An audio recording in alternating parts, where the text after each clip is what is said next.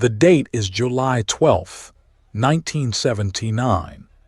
It is just after noon on a summer day in Bushwick, Brooklyn. At a small Italian restaurant called Joe and Mary's, on a block called Knickerbocker Avenue, three men are eating lunch on a rear garden patio.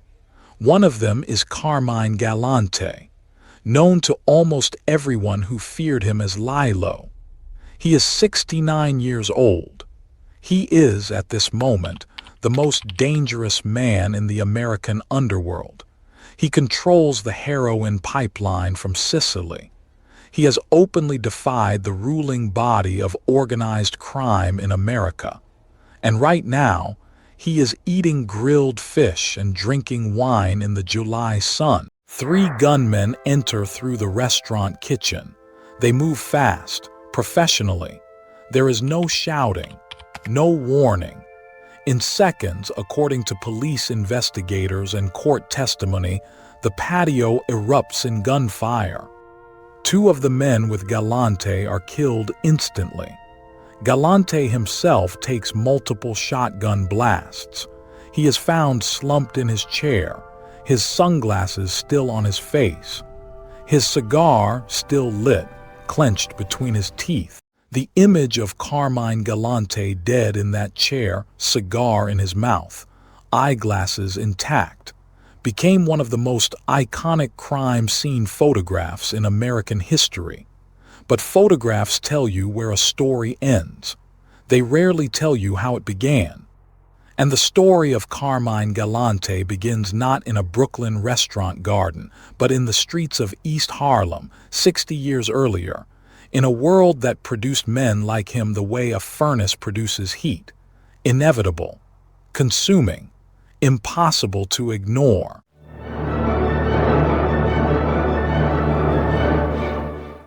Carmine Galante, pronounced Carmine Galante, was born on February 21, 1910, in East Harlem, New York. His parents were Sicilian immigrants. His father, Vincenzo, worked the docks. His mother kept the family anchored to a neighborhood that was itself barely holding together, a maze of tenement buildings, pushcart markets, and the slow, grinding arithmetic of poverty. East Harlem in the 1910s and 20s was not simply a place. It was a curriculum, and young Carmine was an attentive student. By the time he was 10 years old, Carmine Galante had already been arrested. The charge was minor by the standards of what would follow, but the pattern it announced was not. According to FBI records and multiple organized crime historians, Galante was described even as a child as having an unusual quality, a stillness, a coldness, a capacity for violence that seemed less like anger and more like weather, something that simply arrived and did what it came to do. By his mid-teens, Galante was running with street gangs in East Harlem. By 17, he was arrested for assault. By 19, he was serving time in a reformatory. Each arrest was followed by release. Each release was followed by escalation. He stole. He fought. He threatened. He moved through the criminal ecosystem of Depression-era New York with the quiet efficiency of someone who had already decided what he was going to be and was simply waiting for the world to confirm it. In 1930, Galante, now 20 years old, was involved in a shooting in which a police officer was wounded. He was arrested. He was tried. And for the first of many times in his life, Galante walked. The charges were dropped or could not be proven to the jury's satisfaction, depending on which account you read. What is not in dispute is the effect the acquittal had on his reputation among the men who were watching him from above. A young man who could kill, stay silent, and walk free was exactly the kind of man the Mafia needed. The family that took notice of Carmine Galante was the Bonanno crime family, then led by Joseph Bonanno, known in the underworld as Joe Bananas. But the man who first put Galante to serious use was Vito Genovese, pronounced Veito Genovese, one of the most calculating and ruthless figures in organized crime history. Genovese recognized something in Galante, not loyalty exactly, something more useful than loyalty. He recognized a man who had no ceiling on what he was willing to do. Through the 1930s and into the 40s, Galante worked as an enforcer, a professional instrument of violence deployed wherever the families required a result that could not be achieved through negotiation.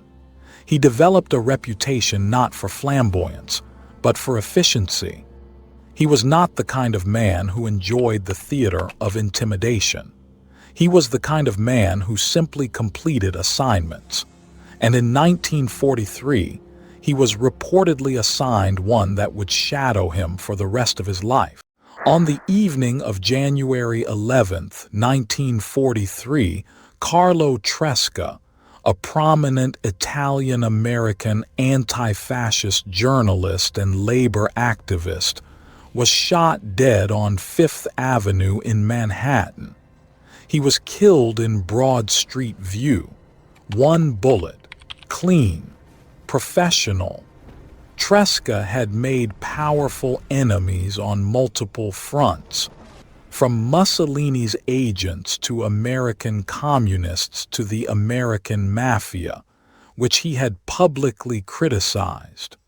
According to multiple investigators, historians, and later FBI testimony, the gunman was Carmine Galante.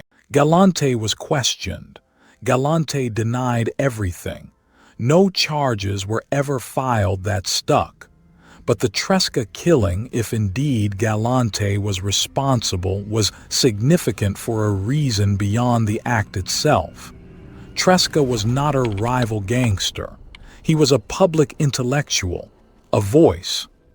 Eliminating him required either personal conviction or orders from someone with political reach well beyond the usual underworld. Either way, it confirmed what people already suspected about Carmine Galante. He was not simply dangerous. He was useful at the highest level. By the late 40s, Galante had cemented his position within the Bonanno family. He was a capo, a captain overseeing a crew and building the connections that would eventually define his legacy. Those connections were not primarily with other American crime families. They were with Sicily. Galante made multiple trips to Italy during this period, according to law enforcement intelligence documents. He was cultivating relationships with Sicilian mafia figures, the Zips, as American mobsters would come to call them, who controlled the heroin supply chain moving from the poppy fields of Southeast Asia through European laboratories and across the Atlantic. He saw what the others, cautiously, were avoiding. He saw the future.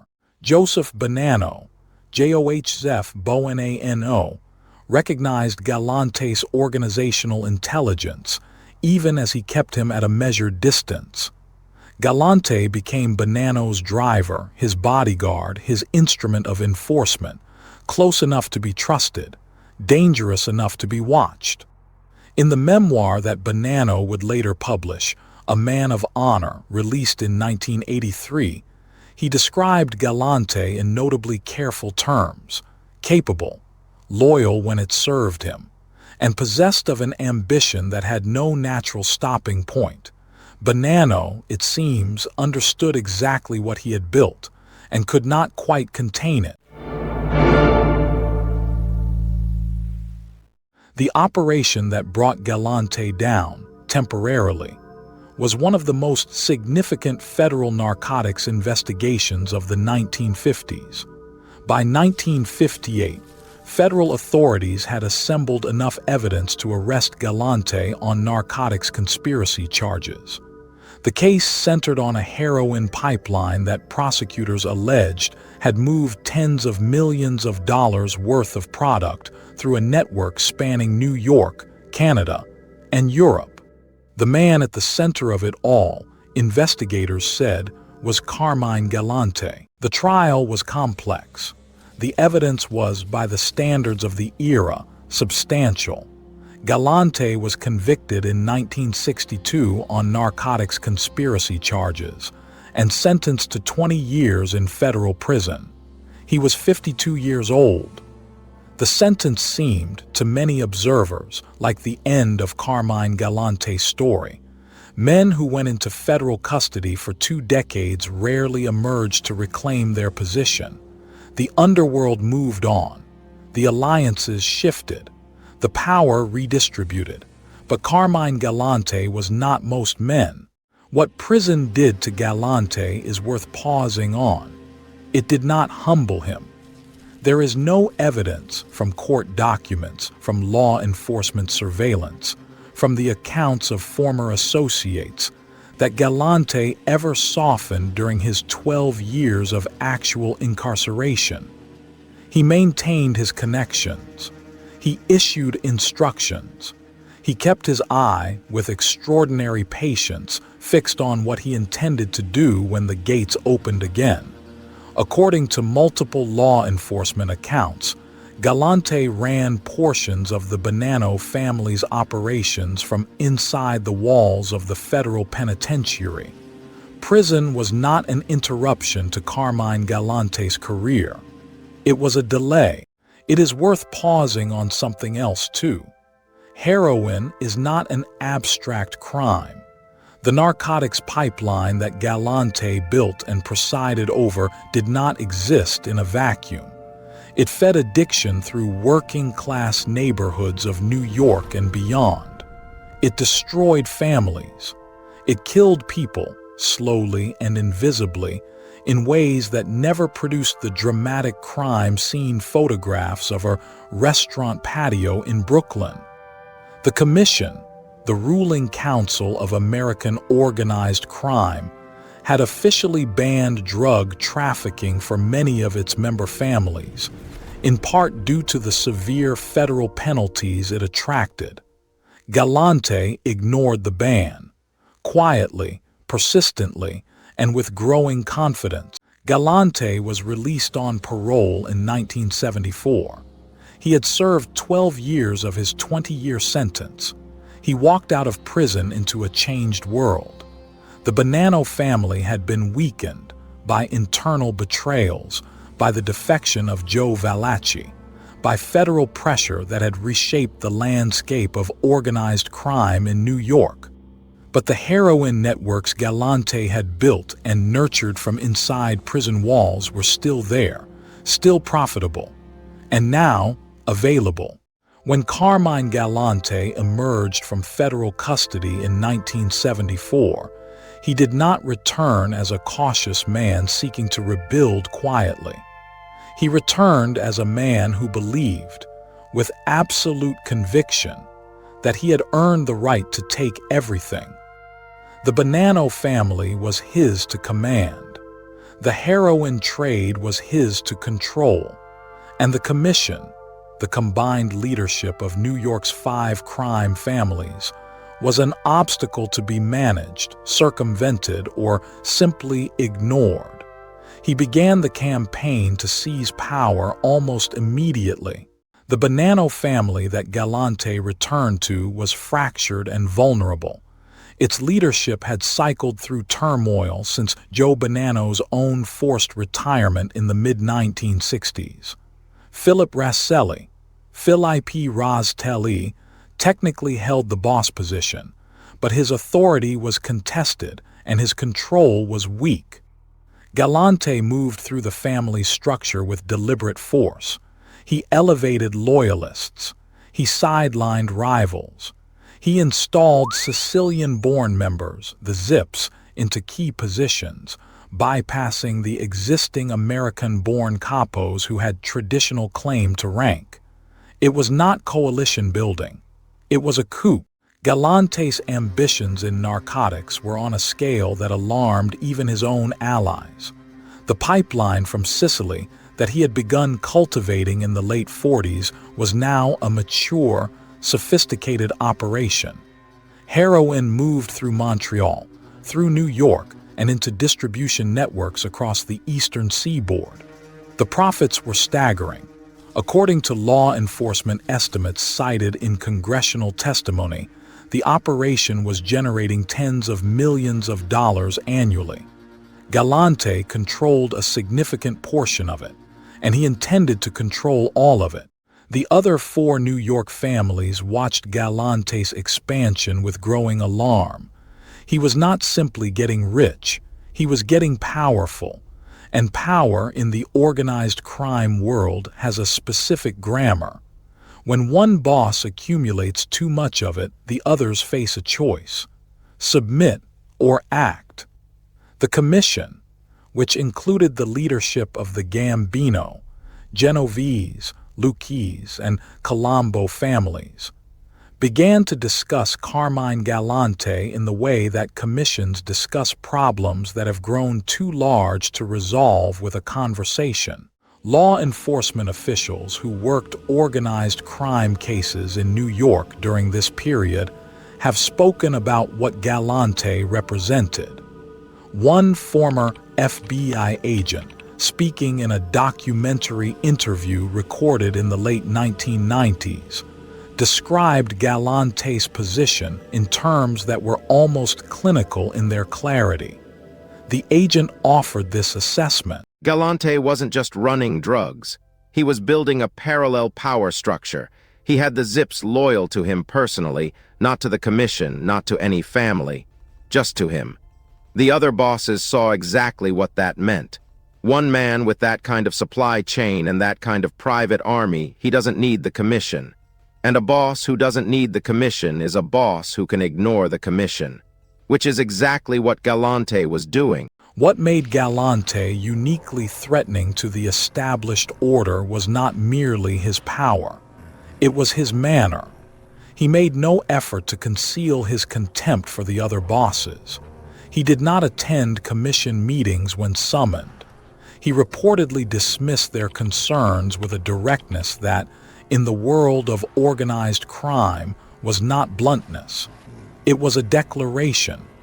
According to investigators and mob historians, Galante was known to say, with varying degrees of formality, that when he was done, he would be the boss of all bosses. Not a position, a throne. The Zips, Sicilian-born members brought in by Galante and loyal exclusively to him, were a source of particular concern for the commission. They were disciplined, insular, and operated outside the traditional American mafia chain of command. They answered to Galante, not to the family, not to the commission, to him. This was, in the structural logic of the American mob, an existential threat. The commission's authority depended on the basic premise that no single man could accumulate power independent of the collective. Galante was proving that premise wrong, deliberately, openly, with his cigar clenched between his teeth.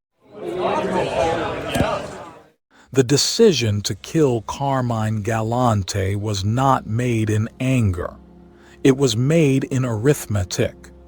The commission, or the relevant faction of it, according to law enforcement accounts and the testimony of cooperating witnesses, assessed Galante's continued existence as a net liability. He was too powerful to contain, too arrogant to negotiate with, and too dangerous to leave in place. The order, reportedly sanctioned by the leadership of multiple families, was issued sometime in the spring or early summer of 1979. The location chosen for the hit was Joe and Mary's Italian restaurant on Knickerbocker Avenue in Bushwick, Brooklyn. The restaurant was owned by a relative of a Bonanno family member. It was a place Galante visited regularly, comfortable, familiar, Italian. Exactly the kind of environment where a man who believed himself untouchable would lower his guard by one crucial degree.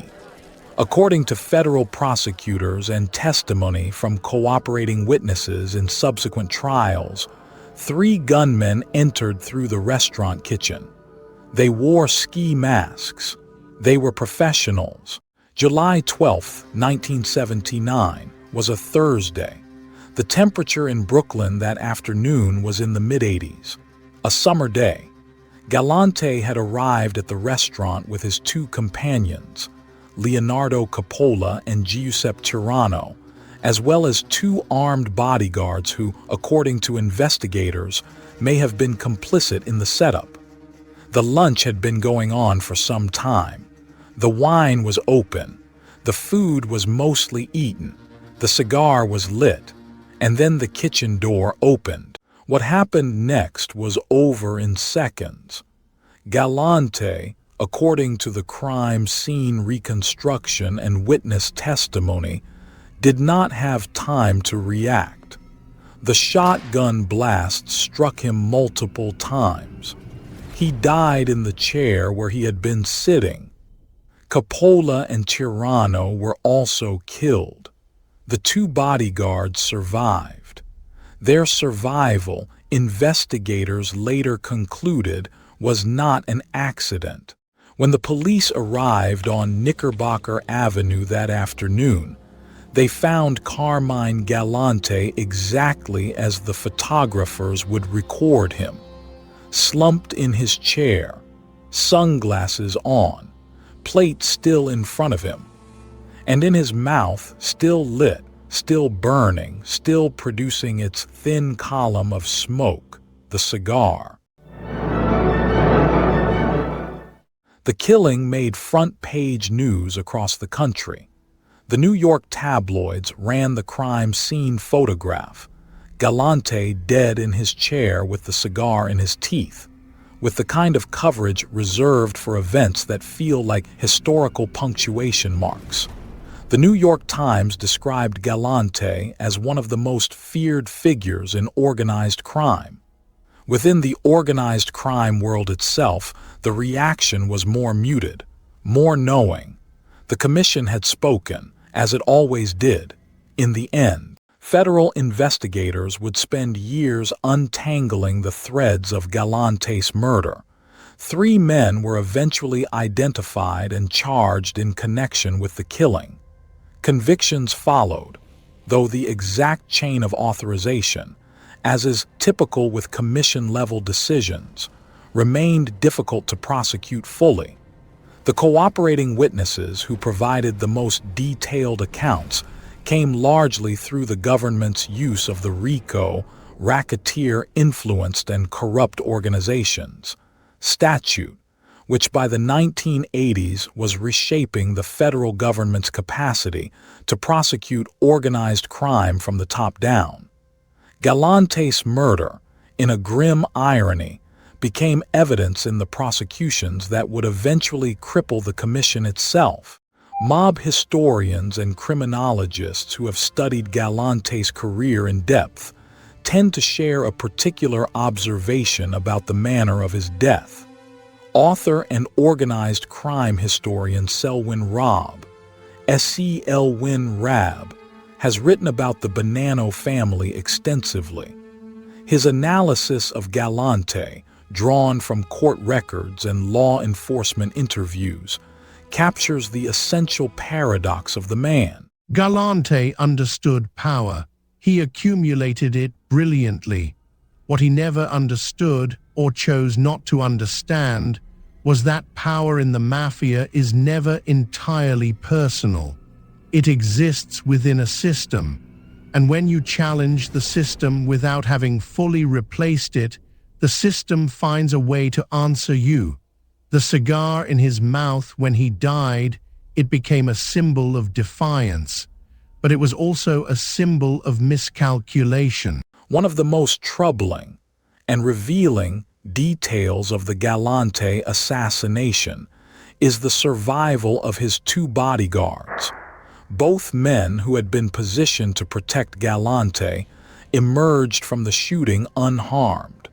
Federal investigators and prosecutors concluded, and subsequent cooperating witness testimony suggested, that the bodyguards had been part of the setup. They had either stood down or actively facilitated the gunmen's access. In the language of the Underworld, this had a specific meaning. Galante had not simply been killed by the Commission. He had been betrayed by his own. A retired organized crime investigator who worked the Bonanno family file during the 1970s and 80s offered a perspective that cuts to the center of what Galante's death meant institutionally. He described the Commission's logic in terms that are worth hearing directly. Every organization has a mechanism for dealing with a member who goes rogue. Corporations fire people. Governments prosecute. The mafia kills. It's brutal. It's also, in a strange way, functional. Galante was useful to them for a long time, and then he became a threat. The moment he became a threat, and the moment they concluded he couldn't be reasoned with, the outcome was predetermined. The only real question was the timing.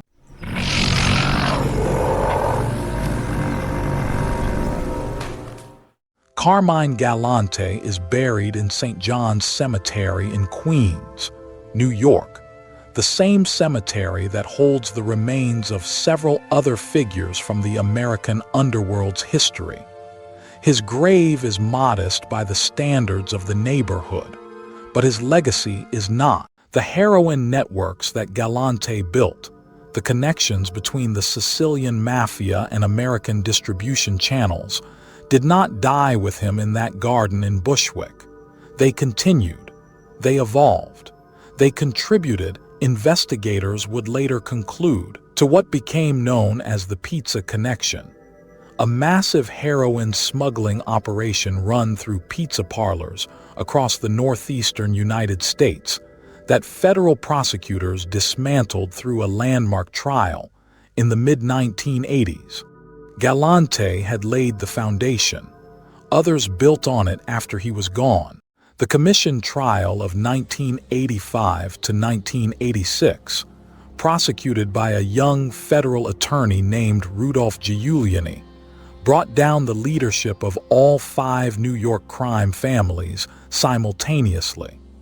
It was the most successful organized crime prosecution in American history.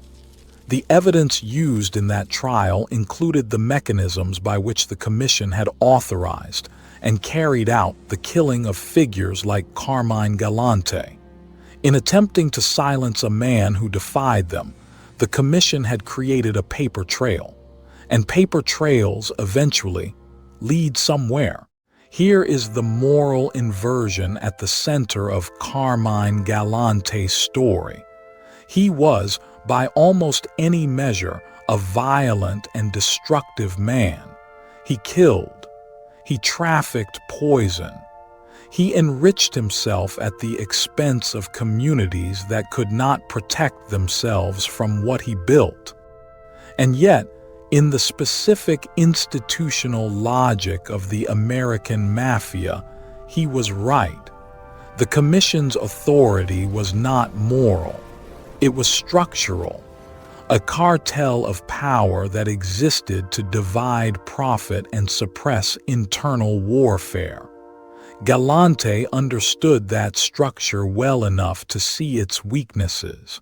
He was simply unwilling or unable to survive long enough to exploit them. The photograph of Galante dead in his chair, cigar in his mouth, glasses on, body still seated as if in conversation, has never quite left the cultural memory of the era. It has appeared in books, in documentaries, in exhibitions of crime photography. It is one of those images that carries a surplus of meaning beyond what any single reading can fully contain. Is it a portrait of defiance, of hubris, of the inevitable consequence of a life built entirely on violence and the refusal to recognize limits.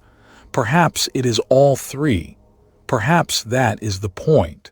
Carmine Galante spent his adult life refusing to put down the cigar. Not literally, though he was famous for never being seen without one, but metaphorically.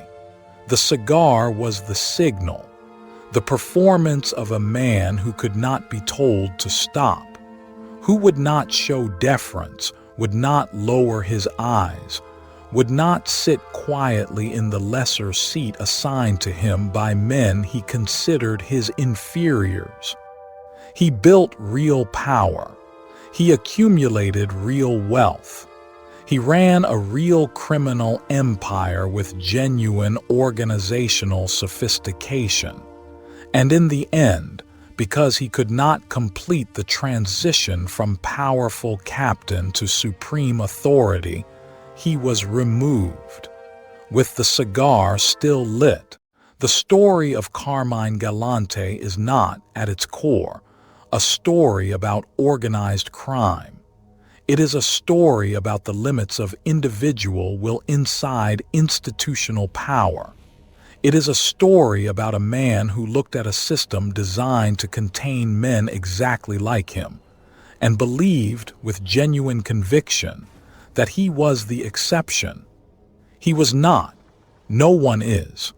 But for a brief, dangerous, and consequential period in the history of American organized crime, Carmine Galante made the Commission nervous. And in that world, in that era, that was its own kind of testament. The cigar went out eventually. On a Thursday afternoon in July in a garden in Brooklyn, the smoke rose, dispersed, and was gone.